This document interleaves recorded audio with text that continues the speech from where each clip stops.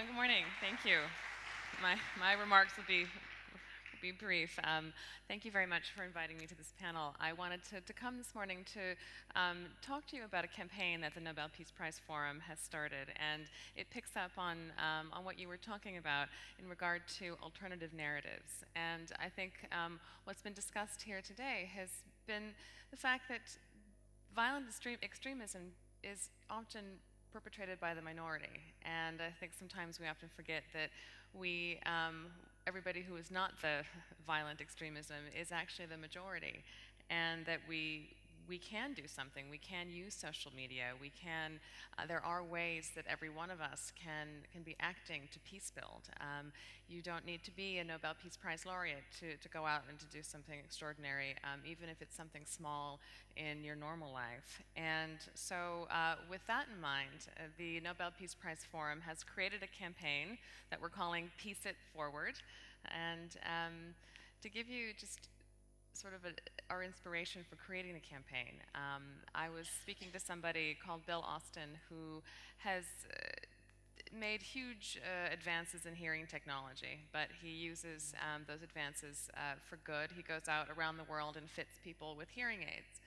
And he talked to me a little bit about why he builds peace and how he builds peace.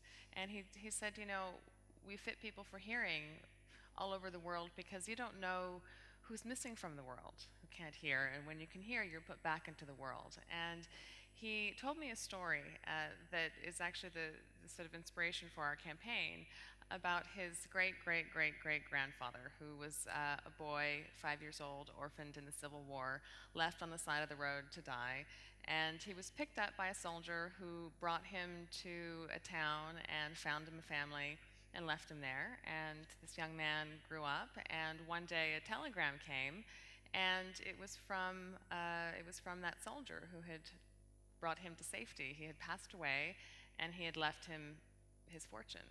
So Bill Austin told me, you know, I am the great-great-great-great-great-grandson of somebody who received an act of kindness. And so with that in mind, he goes out to do what he can do to build peace.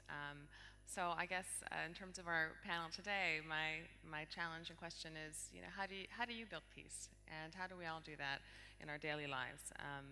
And how can we use social media and the things that we have at our disposal to be countering some of these movements? Thank you.